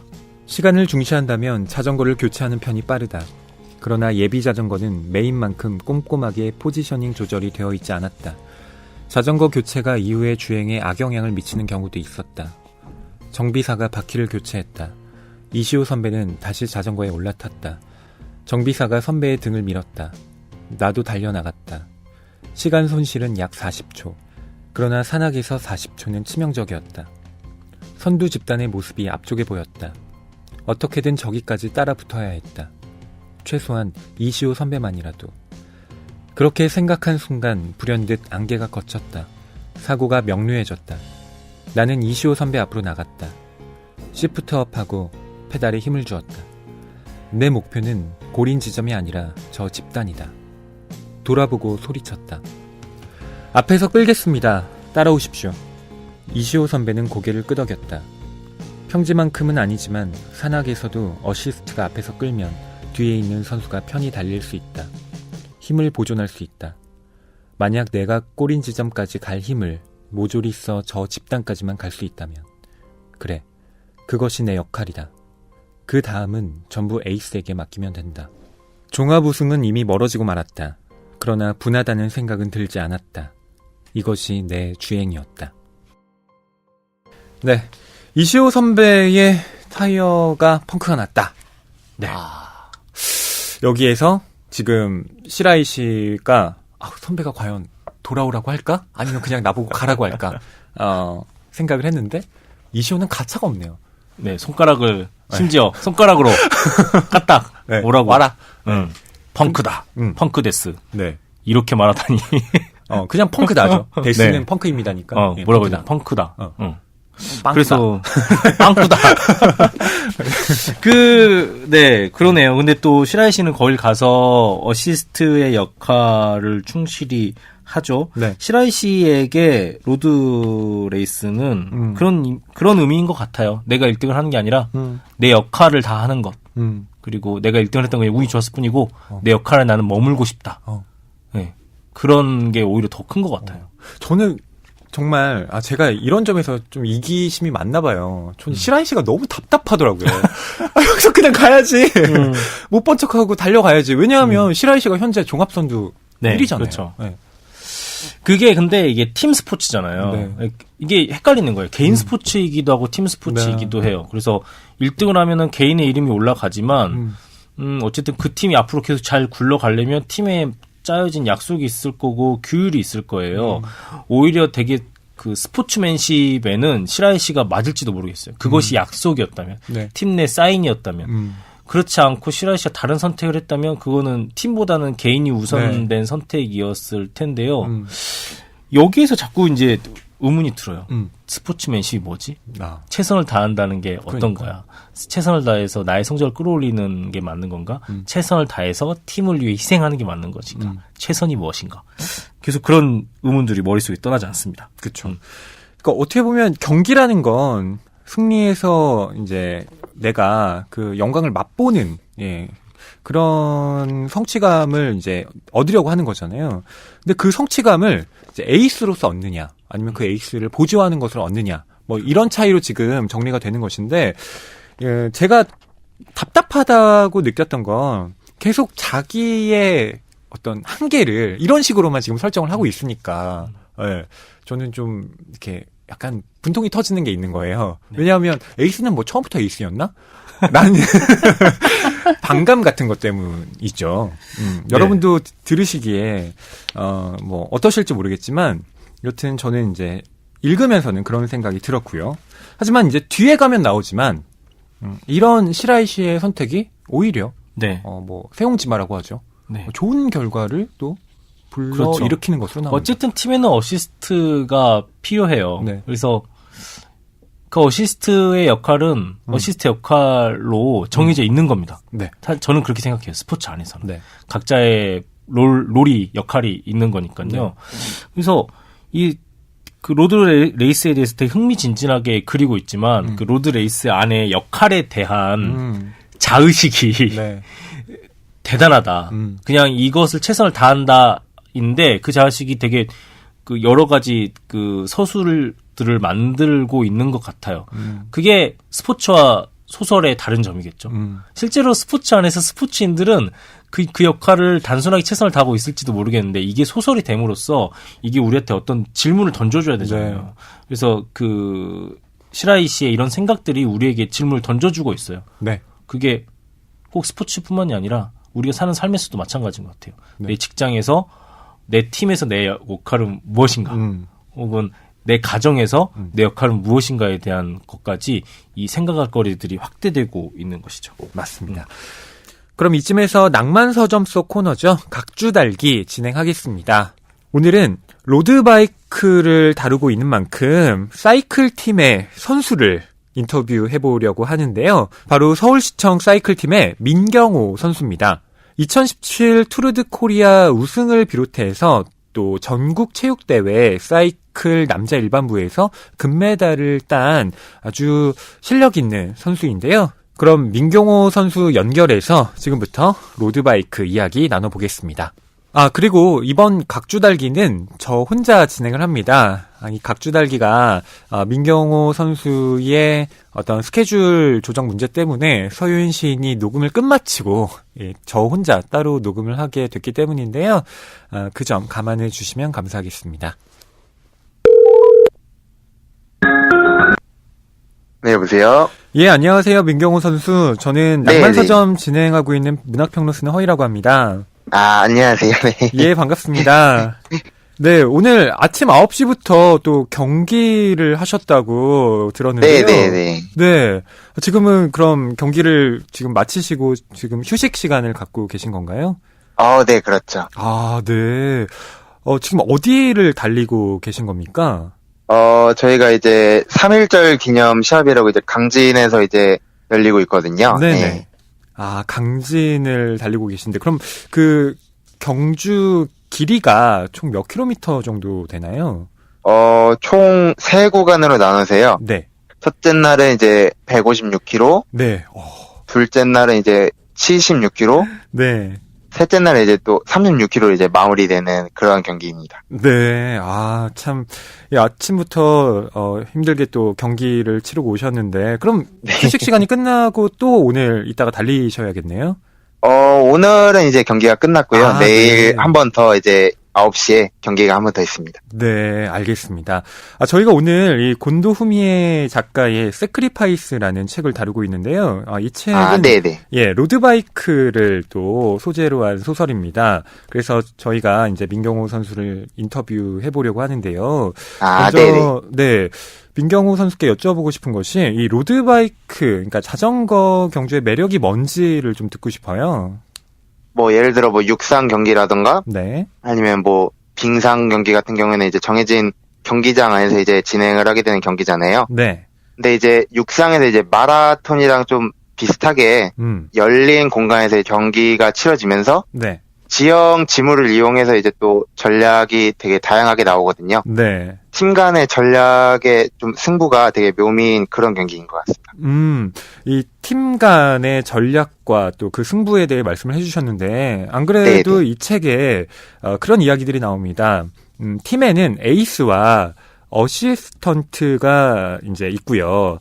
특히 네네. 팀 에이스를 위해서 나머지 어시스턴트들이 희생을 하는 그런 이야기가 정말 많이 나오는데, 민경호 선수 같은 경우는 그 팀에서 에이스 역할을 맡고 계신 거죠? 제가 작년 한 해 이제 뚜르 코리아를 이제 네. 우승하게 되면서 원래는 저도 보통 이제 다른 선수에게 이제 팀 선수에게 도움을 주는 그런 역할을 네네. 많이 맡았거든요. 근데 이제 경기마다 이제 좀 특성이 되게 달라서 그날 이제 경기에 맞춰서 이제 선수들에게 임무가 각자 부여되고 또 이제 경기마다 또 지형이 다르거든요. 예. 그리고 이제 선수들이 이제 그 어떤 지형에 더 강한 선수들이 되게 많거든요. 각자. 이 책에는 이제 클라이머와 스프린터라고 구분을 하더라고요. 네, 민경호 맞습니다. 선수는 어떤 타입의 유형인가요? 네. 하나 빠진 게 하나 있는데요. 예. 뭐 타임 트라이얼리스트라고 이제 또 독주에 되게 전문적인 선수들도 따로 있거든요. 아, 네. 아마 책에서 이제 소개가 될진 모르겠지만 의외로 좀 더 복잡하고 세밀한 게 이게 또 포지션이 되게 각각 나눠져 있었거든요. 네. 그러다 보니까 저 같은 경우에는 막 그러니까 힐 클라이머라고도 하기도 좀 그렇고, 네. 좀 스프린터라고 하기도 좀 그렇지만, 네. 그 둘 사이에 이제 중간점에 있는 그런 포지션 같습니다. 아, 네.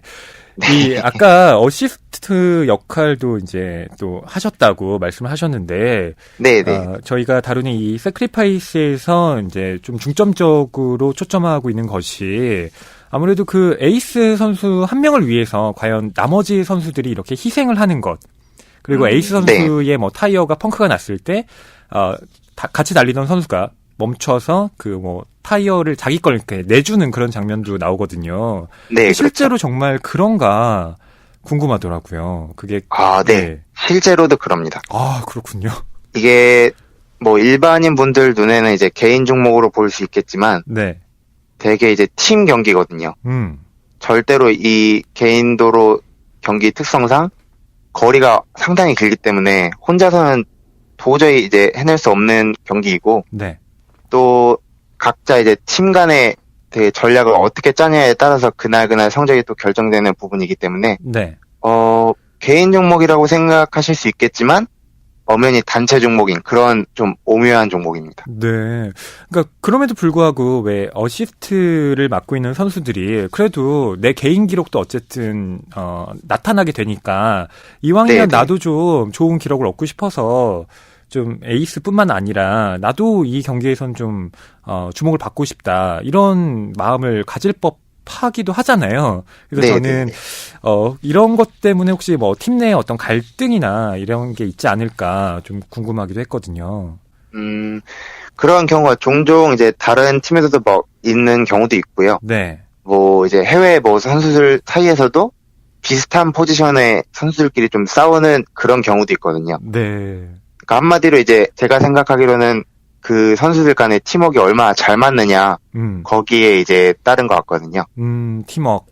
네, 네네. 그렇죠. 아, 역시 그 자전거 그러니까 로드바이크라고 하는 종목이 단순히 이제 사람들은 뭐 저도 마찬가지고요. 네, 자전거를 타고 혼자 달리니까 이건 뭐 개인 기록이 중요하겠구나라고만 했지만 여하튼 종목의 특수성 때문에 다른 사람, 그러니까 우리 팀이 어쨌든 승리를 하게 된다면 그 영광이 자기에게도 함께 돌아오는 그런 스포츠이군요. 네, 그렇죠. 네. 네, 맞습니다. 이제 또 경기 내일 또 그 다음 날도 앞두고 계신데 좋은 성적 거두길 저도 기원하겠고요. 앞으로의 또 목표가 어떤 건지 마지막으로 말씀해 주신다면요.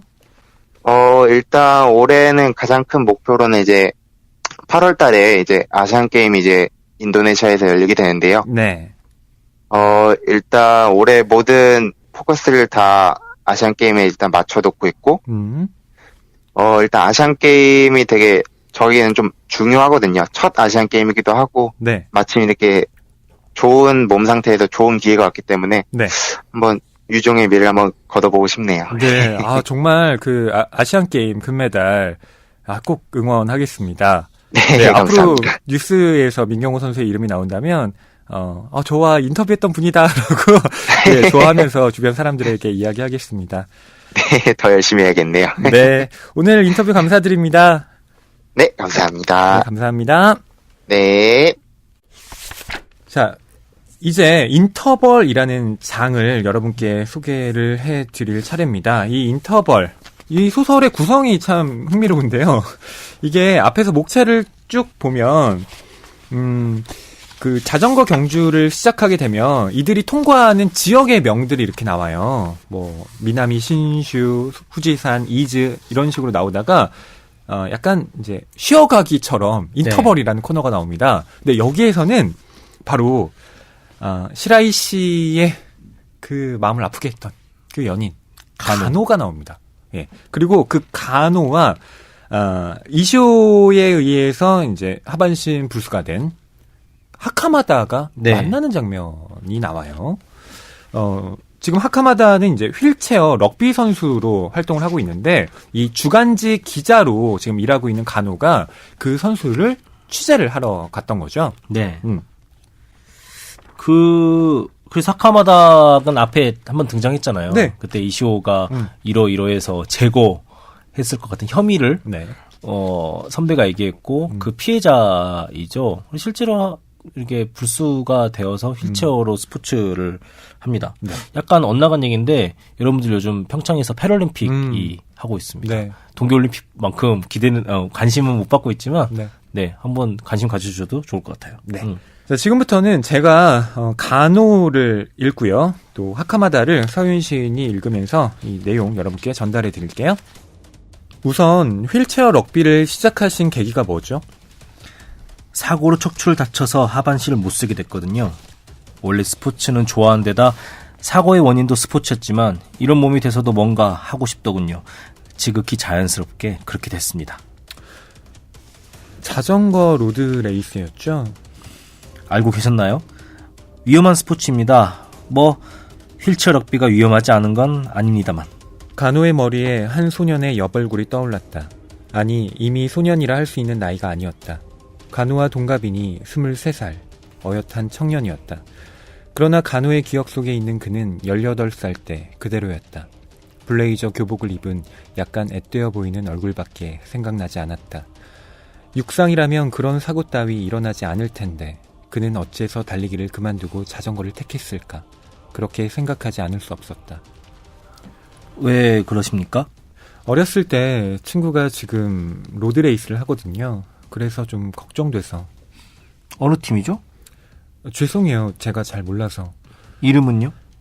시라이시 즈카우예요. 이거 놀랐는데요. 투르드 자퐁에서 스테이지 우승을 차지한 기대의 신인 아닙니까? 활약 중인가요? 그 사람이 있는 데가 제가 원래 있던 팀이라. 아, 그래요? 우연이군요. 좋은 걸 가르쳐 드릴까요? 그 사람한테 알려주세요. 요새는 안 만나서요. 그냥 중학교 동창생일 뿐이에요. 아까 하던 이야기로 돌아갈까요? 하카마다 씨에게 휠체어 럭비의 매력은 뭐죠? 연락하시는 게 좋을 겁니다. 그 동창생의 안전을 조금이라도 걱정하신다면 말이죠. 네? 그 사람도 저하고 같은 일을 당할지 모릅니다.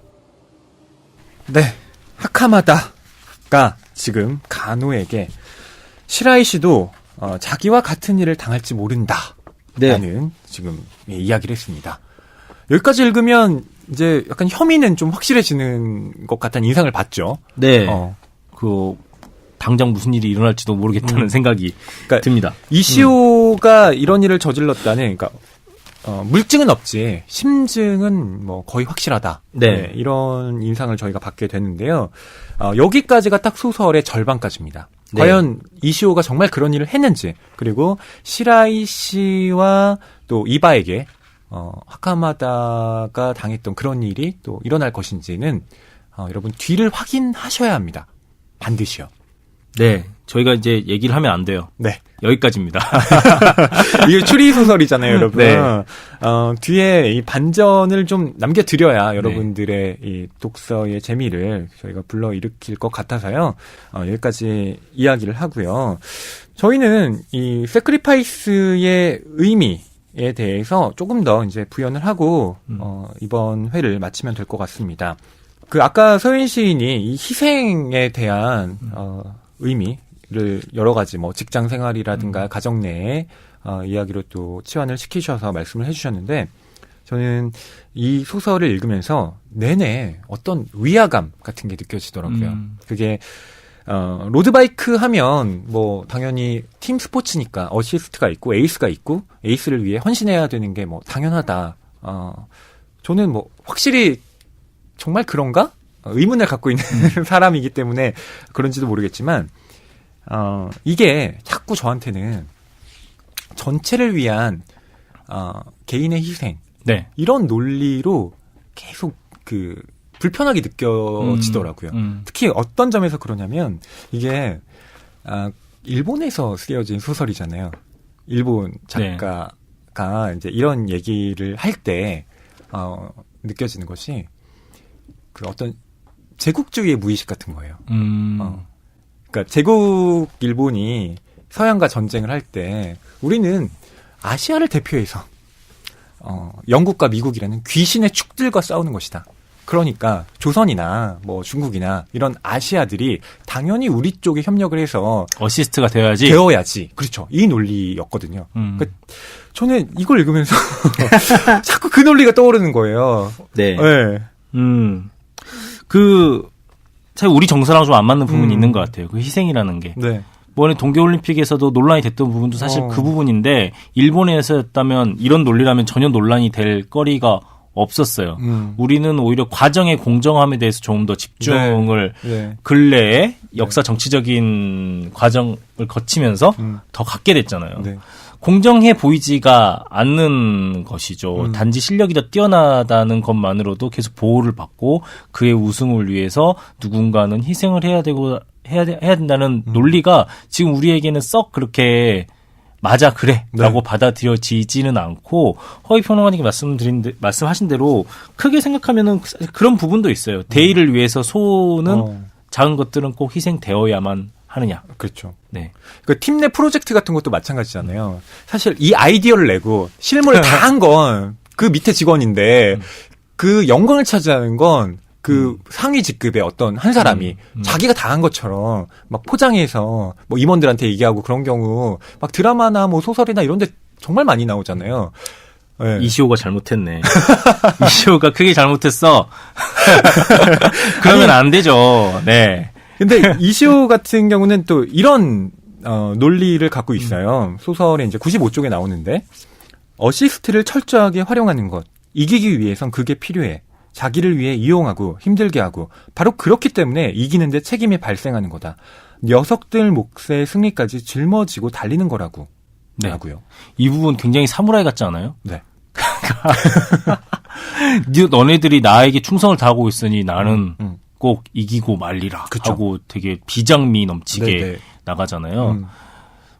유럽 친구들도 여기 나오잖아요. 유럽 선수들이 나와서 사이클 하는데 그 벨기에 가서 이 선수들이 역시 우리랑 분위기가 다르다라는 부분이 나와요. 네. 스포츠잖아요. 네. 좀 즐겨야 되는데 여기 나오는 모든 인물들이 스포츠를 즐기지 않고 있어요. 즐겨야 해봤자 이렇게 승부할 때 갑자기 앞지르는 그 한 순간에 즐김이 있을 뿐이지 그 자전거 타기에 로드 레이스에 그냥 진짜 즐거움. 즐거워. 나는 이게 너무 좋아. 보다는 팀, 승리, 이시오, 이바, 시라시. 이런 것에 갇혀 있어요. 좀 네. 아시아적 특징이라고 해야 될까요? 일본의 그쵸. 특징이라고 해야 될까요? 네. 그래서 많은 스포츠들이 생활 스포츠에서 시작을 하면 그걸 취미로 즐기다가 잘하게 되고 잘하다가 보면 국가대표가 되고 또 그래서 더 즐기게 되고 이런 과정을 겪었으면 좋겠는데 꼭 이렇게 이기냐 지냐에 집중하다 보면 이기려면 누구가 희생해야 되고 네. 네, 이런 일이 발생할 수밖에 없게 되겠죠. 저희가 이번 방송의 타이틀을 승리와 희생 혹은 재물이라고 달았는데요. 사실 sacrifice라는 이 영어 단어에는 그러니까 명사와 동사의 뜻이 함께 있죠. 이제 하나는 희생하다, 희생, 그리고 재물을 바치다, 네. 재물, 이런 뜻이 있는데 저는 희생하면 자기가 마치 이제 자발적으로 내가 팀을 위해서 한 것처럼 이제 느껴지는 그런 뉘앙스의 단어잖아요.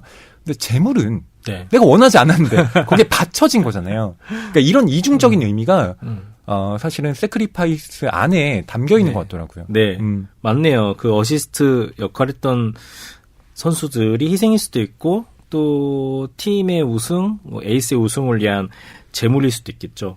그 소설의 말미를 설명을 해드릴 수 없기 때문에 좀 안타까운 부분이 있는데 마지막에 이시오의 선택도 재물과 희생이 맞닿아 있는 것 같아요. 맞습니다. 네. 그리고 자기가 일부러 했든 실수였든 고의였든 상관없이 자기가 했던 행동에 대해서 자기 자신을 여기까지입니다. 네. 여러분 지금 큰일 날 뻔했습니다. 지금 막 더 한마디만 더 나오길 지금 바라셨을 텐데. 예. 서윤 씨는 혹시 이 책의 가장 큰 장점은 뭐라고 느끼셨나요? 저는 앉은 자리에서 다 읽었어요. 굉장히 가독성이 있고요. 또 어쨌든 스포츠 이야기이기 때문에 박진감이 넘치고 심지어 자전거잖아요. 네. 시원해요. 묘사도 시원하고 그 구성도 시원하고 또 마지막에 반전에서 어떤 쾌감도 느껴집니다. 네. 그래서 재미있게 빠르게 흥미롭게 읽을 수 있는 소설인 것 같아요. 네. 저는 이 소설이 이제 추리 소설이잖아요. 그런 점에서 저를 흥분시키는 소설은 항상 제가 어렴풋하게 예측했던 지점을 정반대로 비틀 때 좀 되게 당했다라고 느끼면서도 큰 쾌감을 느끼거든요. 그런 점에서 이 세크리파이스는 이 앞에 나오는 프롤로그의 궁금증을 저의 예측과는 정말 사뭇 다르게 전개시킨다는 점에서 흥미로웠어요. 그 반전을 미리 예상했던 사람들은 많지 않겠죠. 여러분 좋은 반전, 훌륭한 반전이 있으니까 읽어보셔도 좋을 것 같고요. 저는 로드레이스에 좀 집중을 했어요. 로드레이스의 매력, 그리고 산악자전거 혹은 사이클에 대해서 다시 한번 관심 있게 볼 수 있을 것 같아요. 자전거도 한번 타보고 싶고요. 그렇죠. 네. 이렇게 이제 봄이 됐으니까 여러분 자전거 한번 끌고 가까운 근교 다녀오시는 것도 괜찮을 것 같습니다. 저도 날이 좋으면 한강 한번 다녀올까 계획하고 있습니다. 네, 여러분들 나들이 할 때 자전거 타실 때는 공기 저항 같은 거 한 사람한테 너무 맡기지 마시고 나란히 승부 없이 타시길 바랍니다. 네. 서윤 씨 오늘 낭만서점에 출연하셨는데 어떠셨나요? 네, 역시나 재밌었습니다. 네, 허위평론가의 어떤 친절한 진행 덕분에 저도 괜한 말들 잘 이어붙일 수 있었던 것 같아요. 네. 앞으로 또 어떤 계획을 갖고 계신가요? 뭐 시도 계속 열심히 쓰시고 뭐 책도 만드시겠지만 앞으로 낭만서점에 불러주신다면 고정 게스트는 아니더라도 언제든지 찾아올 계획이고요. 네. 혼자 지금 PD님 깜짝 놀라시는데 혼자 계획 잡았습니다. 네. 정말 자주 뵀으면 좋겠어요. 네. 그리고 당연히 시도 쓰고 글도 쓰고 책도 만들고 세크리파이스는 스포츠잖아요. 근데 스포츠를 삶에 자주 빗대요. 근데 스포츠와 삶이 완전히 다른 지점은 스포츠는 시작과 끝이 있지만 삶은 시작과 끝이 없는 것 같아요. 맞아요. 그래서 그냥 해왔던 것을 열심히 지속해서 하는 게 저의 계획입니다. 자, 그럼 이것으로 낭만서점 134회 승리와 희생 혹은 재물 마치겠습니다. 여러분 감사합니다.